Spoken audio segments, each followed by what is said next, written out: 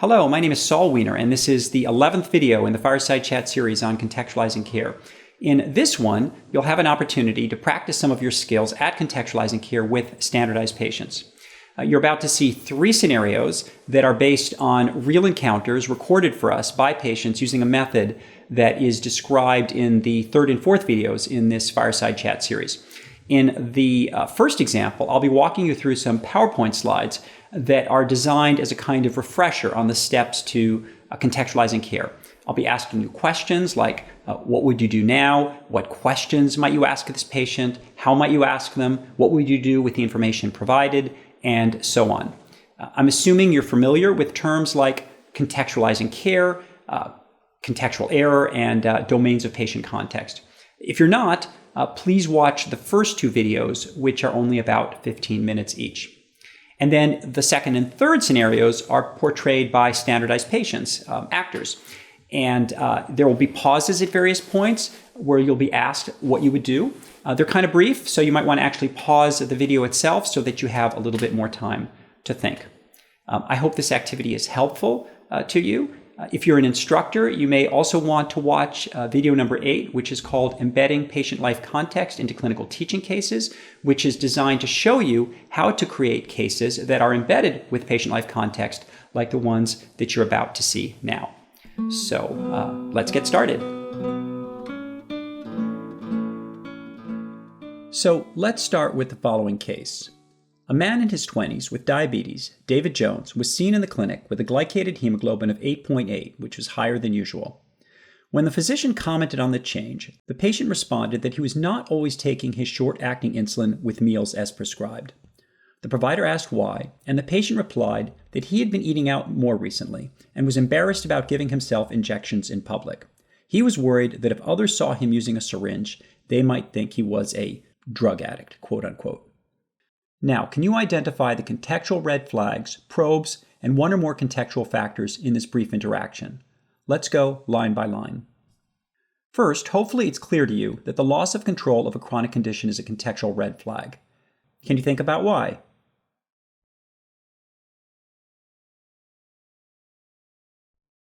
Remember that a contextual red flag is any clue that something may be going on in a patient's life that is affecting their ability to manage their care. In other words, that there may be contextual factors that need to be addressed. Now, the second sentence is a bit more complex. Can you see what's going on here? Before assigning labels, let's think about what's happening. First, the physician's comment appears to be functioning like a question, especially given the response. As you can imagine, the doctor may have said something like, "Wow, Mr. Jones, I notice your diabetes isn't well controlled." Because the comment functions like a question and prompts an answer, we label it a contextual probe.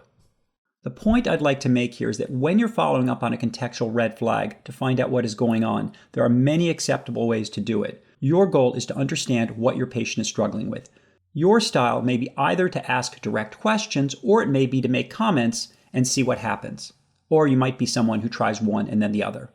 In any event, in this case, the patient responded with new information. So how might you label that response?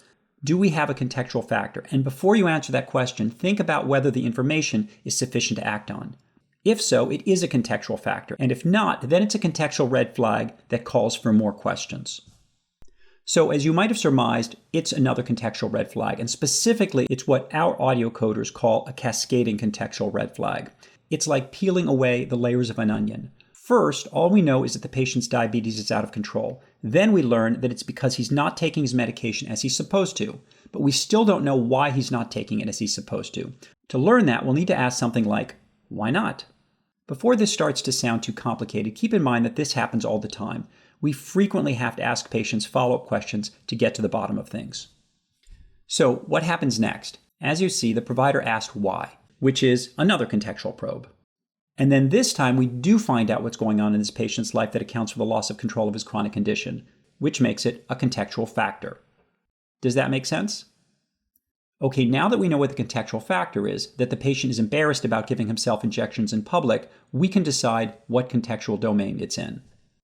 You may recall that there are 12 domains. These were introduced in the very first video. As you'll recall, you can think of these as a convenient way to categorize the many things that happen in people's lives that complicate their ability to manage their care.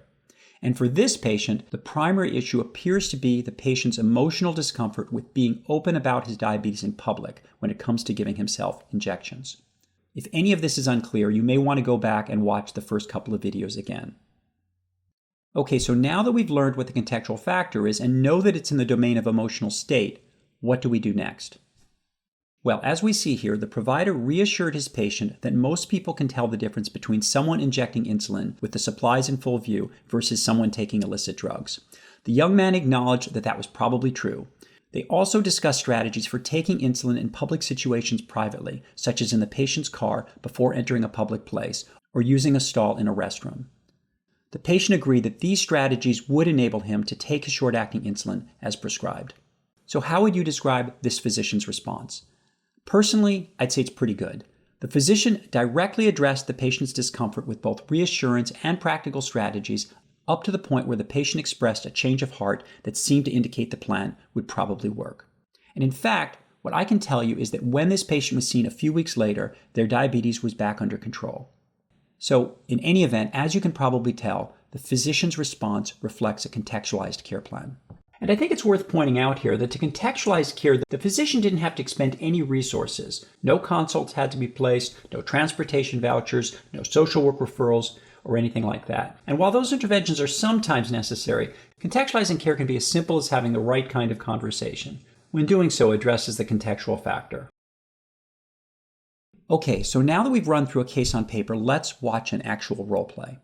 We're going to see what happens when a patient we call Miss Phillips comes in for a visit following a hospital discharge for an infected prosthetic hip. For those of you who are not familiar with this clinical situation, patients with hip replacements can occasionally get infections around the artificial or prosthetic hip. And that's what happened to Miss Phillips. We now have a couple of actors role play what occurs next. Hi, Miss Phillips. It's good to see you. So it's been about 2 weeks since your surgery. How's it going? It's going okay, I guess. I was hoping to visit family out of town, but I really don't feel up to it. Okay, let's pause here and consider a few things. First, are there any contextual red flags at this point? In other words, do you see any clues that this patient is struggling with life issues that are complicating her ability to manage her care? In my opinion, I would say possibly. The patient isn't where she'd like to be in terms of recovery, but she may in fact be recovering as expected. We need a bit more information. So what would you want to know next? Our focus as clinicians should be on assessing whether Ms. Phillips has been regaining function as expected and whether she's getting the care she needs, which is usually physical therapy. Looking in the record, the physician notices that Ms. Phillips had started walking by the time she was discharged and was sent home with plans to get outpatient physical therapy. However, she's now in a wheelchair, clearly not where she should be. Now we can see that we have a contextual red flag. A patient who was previously walking but who is now in a wheelchair, suggesting possible contextual factors that need to be addressed. So what would you do next? What questions would you ask? Specifically, how would you word your questions? Pretend this is a real visit. Ask your question as if Ms. Phillips is sitting across from you. Okay, now let's see what happens. I see from your chart that when you were discharged 2 weeks ago, you were walking just fine, and now I see that you're using a wheelchair. Can you tell me what happened? Because that seems like a setback. Well, I don't feel safe driving to my physical therapy appointments. I don't think my leg is strong enough to work the gas and brake pedals. I really wanted to see you today, so I asked my neighbor Lucy to drive me here, but she works, so she can't drive me to physical therapy appointments. Also, I've been having some bathroom issues, diarrhea, and I didn't want to have an accident on the way here. I'm sorry to hear that. Can you tell me a little bit more about the diarrheal symptoms? Ever since I got home, I've been having loose stools. I've even had a couple of accidents where I couldn't get to the bathroom in time. Now, I'm not going to be wearing diapers like some old person in a nursing home. Okay. I really wanted to see you today, so I skipped eating or drinking anything this morning so I wouldn't have an accident on the way here. Have we identified the contextual factor now? If so, what is it? Well, as you've seen, it's the challenges she's facing with getting to and from physical therapy that have set her back. As she said, she doesn't feel she can drive safely, and also she's been having some diarrhea and it isn't comfortable wearing an incontinence brief when she leaves the house because of how it makes her feel. If you think back to the 12 domains we just reviewed, these contextual factors fall into the domains of skills and abilities, and that's because she's not able to drive safely, which is a skills deficit that she wisely recognizes. Attitude towards illness, which refers to the feelings a patient has towards their condition that impacts their ability to cope with it. And finally, social support, since she does not have someone to drive her to physical therapy appointments. So now that we have a contextual factor, what would you do to contextualize care? What questions would you ask, and what are some possible strategies that might be helpful here?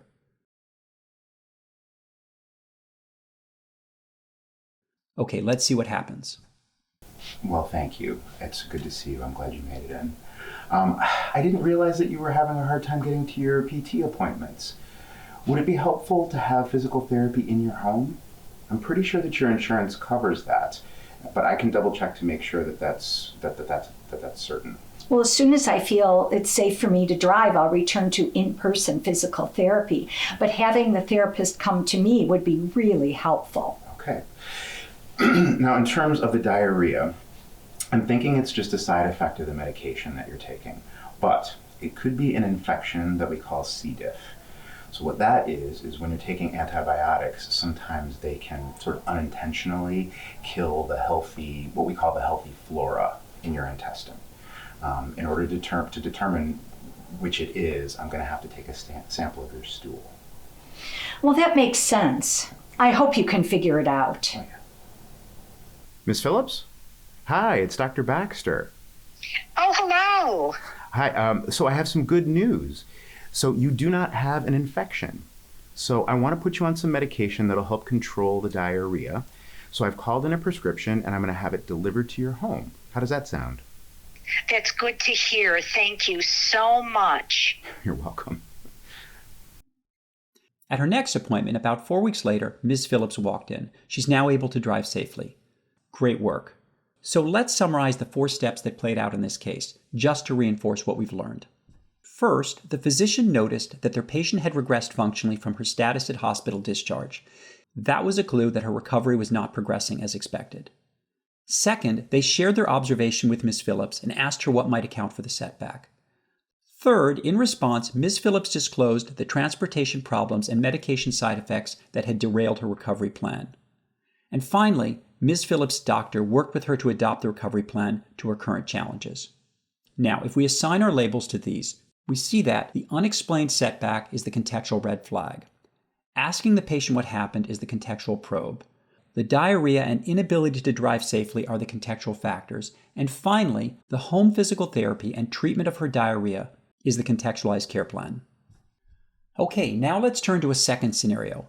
This one is more complex as there are more contextual red flags, more contextual factors, and more challenges to addressing them. As you can see, this is the story of Mr. Darren Simpson, who is a 46-year-old man with hypertension and diabetes who presents to your clinic for routine follow-up. He describes being stressed about money. His blood pressure is elevated, 160/95, which is new, and his glycated hemoglobin is also higher than usual. His hemoglobin A1C is 10.5 and had previously been 8.2. Now, what would you like to ask him? Formulate your contextual probe. Practice saying it as if you were talking with him directly. Okay, let's see what happens. Okay, so let's go over your medications. Are you taking them as prescribed? I don't know. I guess, maybe. You seem a little distracted. Yeah, I got a lot going on. Money is tight, and I'm just not the greatest at taking my meds. All right, what are the contextual red flags thus far? How many can you list? How about the following? Financial hardship, elevated blood pressure, loss of control of diabetes, medication non-adherence, and a distracted patient. How many of these did you think of? Did you miss any?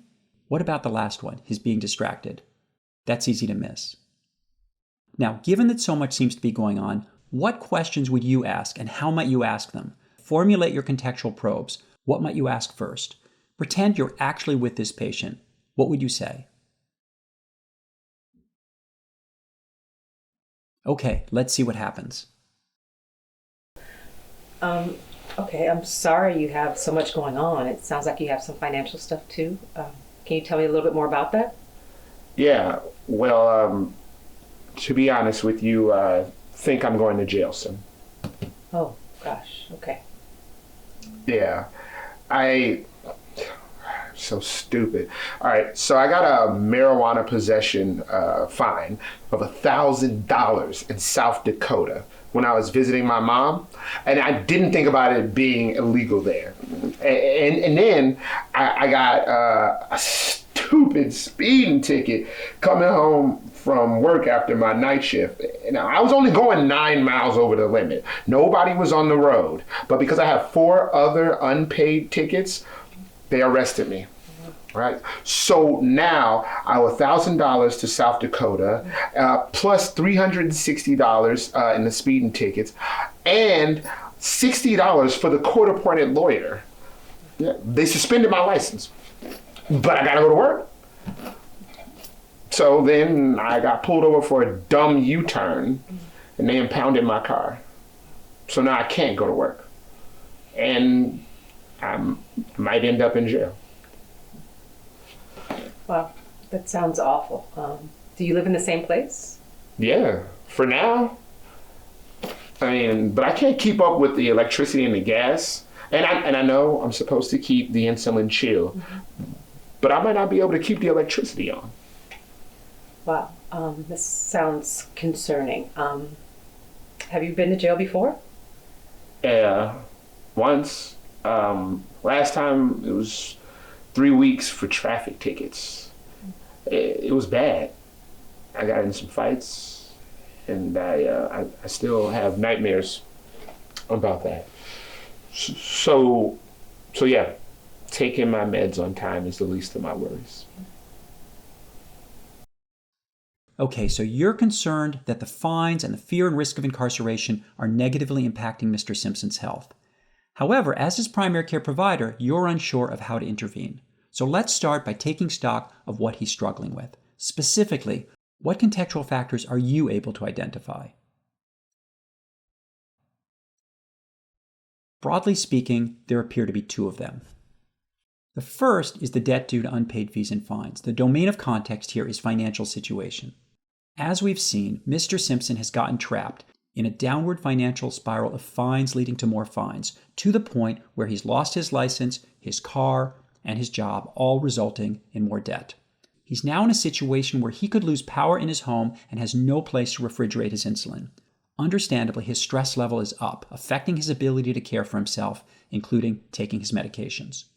The second contextual factor is risk of incarceration. Although this follows from his financial troubles, racism is probably a factor as well.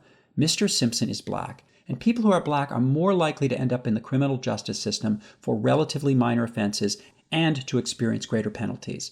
And if he goes to jail or prison, that's going to hurt him more financially. It could also re-traumatize him, and he may well end up homeless. And if he's homeless, it will be even harder to care for himself and to make it to appointments.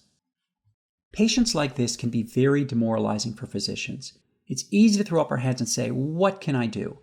From a medical standpoint, we'd like to keep his power on and avoid reincarceration so that his health doesn't spiral down further. But is that even an option? Well, it probably is. There are resources out there, and I'd like to share a great one. There's a website that provides forms that are mostly pre-filled and customized to make it easy to advocate in each of these areas on behalf of patients. And there's also research that shows that these forms make a difference.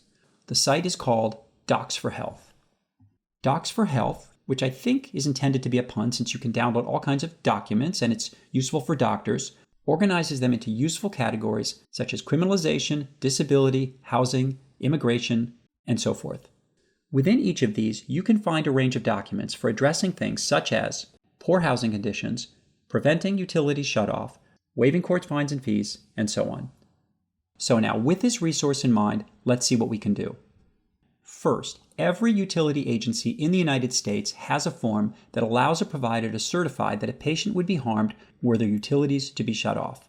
And that's because utility companies are not allowed to terminate service to individuals who are seriously ill as defined by a physician, at least for a period of time. These forms, once completed and submitted, can buy a patient like Mr. Simpson some time.